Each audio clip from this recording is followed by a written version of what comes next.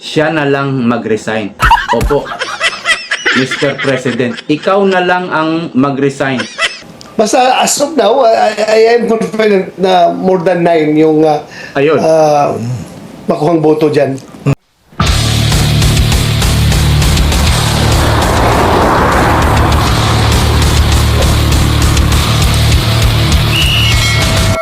Alright, magandang gabi sa inyong lahat. Ako po si June and welcome sa panibagong episode ng ating vlog.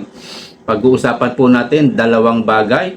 BP Sara, mayroon na pong mahigit 9 senators ang kaalyado sa Senado. Yan po ay according to Senator Bato de la Rosa. Kaya confident daw si Senator Bato na they have the numbers to acquit BP Sara from impeachment. At ang sabi niya pa, sumobra pa nga ito sa 9 votes. He's very confident na lampas pa. More than 9 votes na ang kanilang kaalyado. Coming from Bato, kilala ko yan eh. Si Bato, hindi yan hindi yan senador na nagchacharot-charot lang. Opo. Kasi meron akong isang senador na kilala na charotero. Meron po. Si Tito Soto. Kilala ko yan. Ang tagal ng senador niyan eh. Ang tagal ng politiko niyan eh. At may edad na rin ako. Talagang nasubaybayan ko yan eh. Ganyan ang style niyan. Sabi niya nga kahapon eh. Mayroon na raw kumausap sa kanya no, tungkol sa Senate presidency. Nung narinig ko sa kanya, nako, palagi pong ganyan si Senator Soto. Ganyan po yung diskarte niya. Siguro gusto niya uling maging Senate President. Kaya hindi ako naniniwala dyan kay Soto. Kay Bato, pag narinig mo nagsalita yan, totoo yan. No? Pag-usapan din po natin, si Bongbong Marcos ipinag-utos ang courtesy resignation at sa lahat ng cabinet members. Ito'y kaugnay sa naging resulta noong nakaraang halalan. Naramdaman niya siguro no, na ang naging pagtanggap sa kanya ng mga tao doon pa lang sa kampanya, 'di ba? Hindi na siya pinapansin eh. Nandun na nga nasa harap niya na no, naglalakad siya. Yung mama nakaganon lang, nakatingin lang. Hindi na siya pinapansin. Presidente 'yun ha. Naglalakad, himinto pa si PBBM pa. 'Di ba napanood niyo yung ganung yung eksena sa sa bandang Mindanao, 'di ba? Hindi na sila bumalik doon eh. Hindi na sila nangampanya sa Mindanao eh. Kampanya pa lang ramdam niya na hindi na siya pinapansin ng mga tao, lalo na nung naging resulta. Yung naging resulta sa halalan. Talo sila eh. First time in the history po 'yan. Ang daming first time dito kay Bongbong Marcos eh. Naalala nyo nung 2019 midterm election, panahon ni Tatay Digong, o ano nangyari sa kalaban? Hindi ba 8 diretso sa Inodoro? Walang nanalo. Dito po 5 lang silang nanalo sa slate ni Marcos. 7 ang nanalo sa hindi slate ni Marcos. Di talo, no? At yung 5 na yon, yung 3 ron, hindi naman solid na Marcos. Cayetano, Lacson, Soto, mga independent yan. Si Lito Lapid siguro, saka si Boy Erwin. Yan siguro, makokontrol niya. Pero yung 3, hindi niya makokontrol yun. Kaya parang 2 lang ang naipanalo niya. Actually, kahit hindi mo ikampanya si Soto, Lacson, Pia Cayetano, mananalo eh. Kahit walang endorsement ni PBBM eh.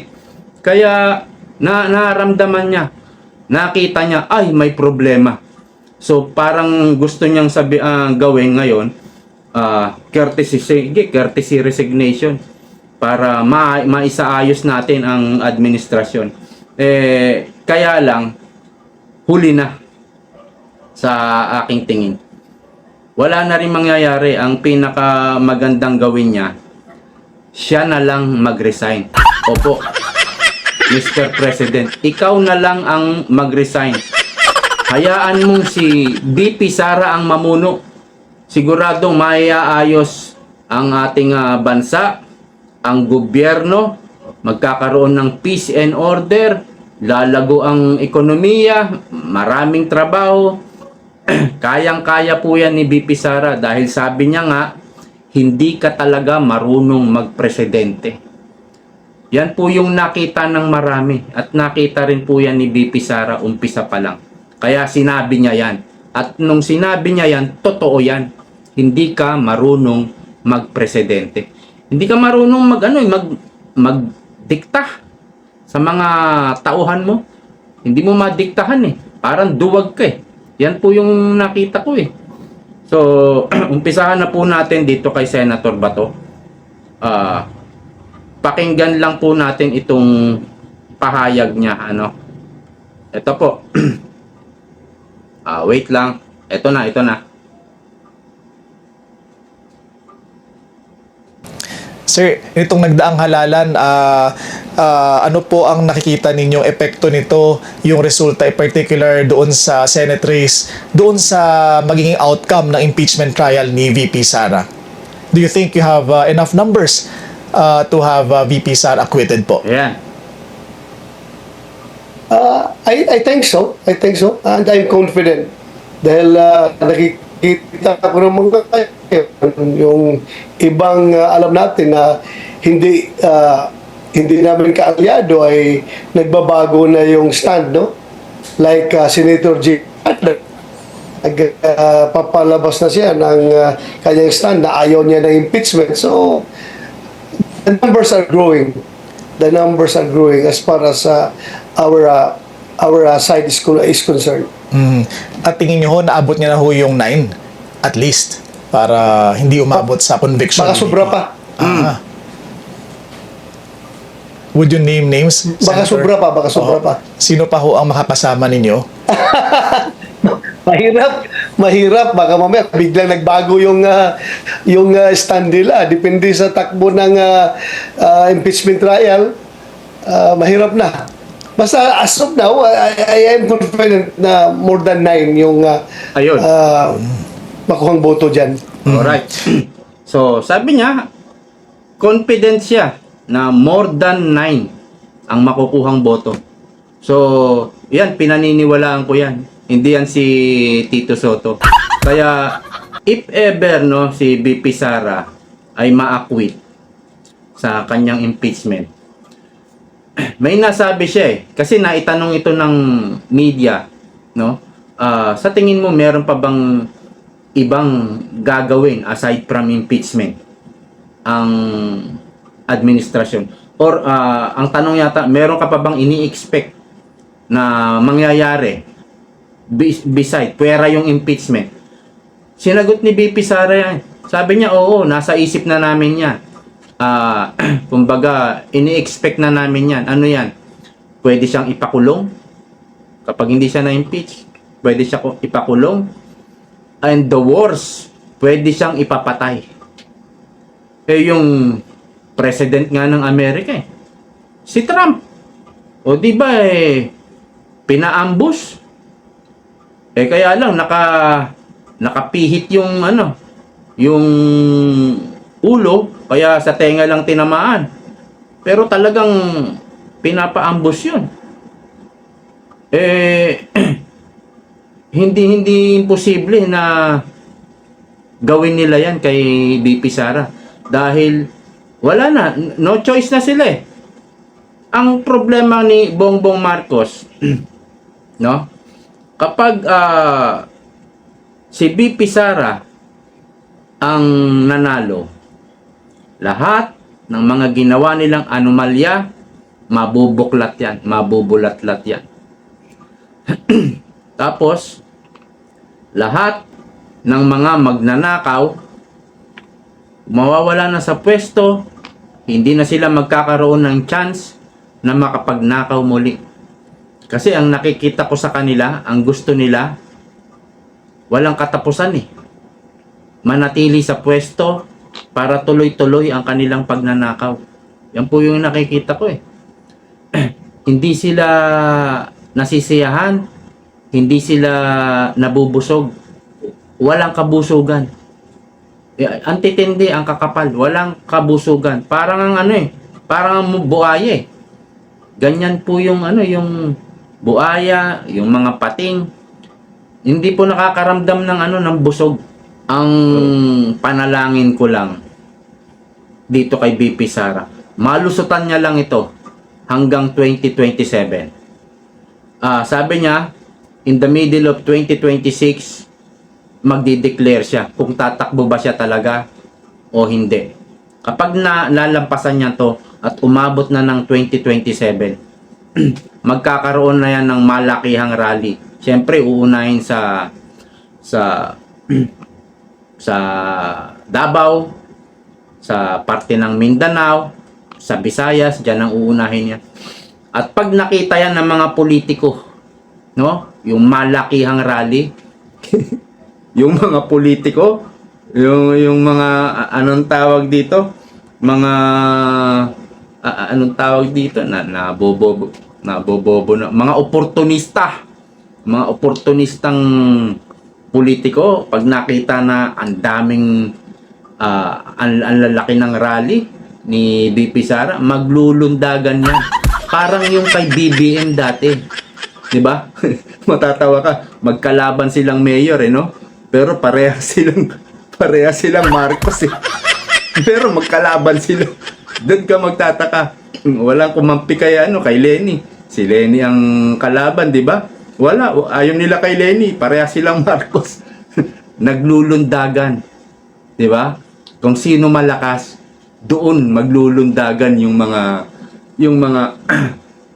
yung mga politiko. Pero kakaiba ito kay Tatay Digong, no? Si Tatay Digong nga, wala siyang congressman, wala siyang governor, isa lang yata si Amy Marcos. Wala siyang mga mayor kasi bandang huli na siya bandang huli na pumutok si Tatay Digong. Pero kung umpisa pa lang, no? At pumutok ka na, ayan, maglulundagan yung mga politiko diyan. Sasakay kay BP Sara. Kagaya po nang nangyari kay PBBM noong 2022. Yan po ang mangyayari niyan. Malusutan lang ni BP Sara itong mga panggugurgur ni Tamba, ni Lisa at ni Bongbong Marcos. Okay, dito naman po sa pag ipinag-utos na courtesy resignation ni PBBM. So, madali naman itong basahin eh.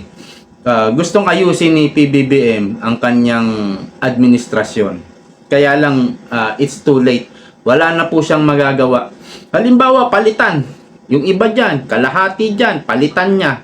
No? Ibig mo sabihin, may bago na namang secretary. Anong gagawin yan? Back to zero na naman. Mag-uumpisa na naman. Yung mga dating programa, dating proyekto, ipagpapatuloy lang ba yun? Hindi. Magkakaroon ulit dyan ng pag-aaral. Wala na. Tapos ngayong 2025, ubos na ang budget. 85% nalustay na. Nagastos na. May natitira na lang 15%. Hindi pa dumarating ang bagyo. Kaya na to? Yari na itong gobyerno ni Marcos at baka mangungutang na naman ang mangungutang. January, nangutang na. February, nangutang. March, nangutang na. Ano na ngayon? Mayo. No, matatapos na ang Mayo. Puro utang na po ang ginawa. Kasi wala na eh. Walang pondo, wala ring income yung gobyerno. Bagsak eh.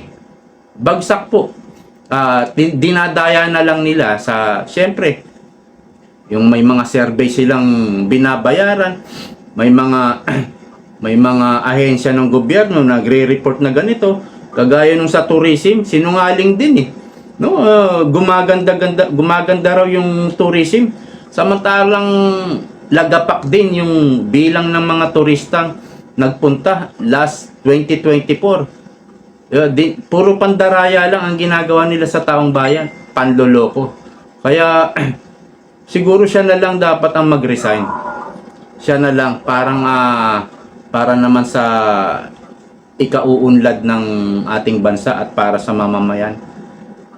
Sa bagay parang hindi parang imposible.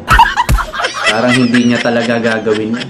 Imposible at marami siyang makakaaway niya yung mga kamag-anak niya na talagang pinoprotektahan siya. konting palag lang kay PBBM. Talagang, re-resbackan ka ng mga nasa paligid niya. Hindi naman si PBBM rumeresback dyan eh. Yung mga nasa paligid niya. Kasi, yun talaga yung mga nakikinabang. Yung mga nasa paligid. Kaya, yun ang nagpo-protekta kay PBBM. Si PBBM, ang ginawa niya, mag-a-appoint siya dito sa departamentong ito.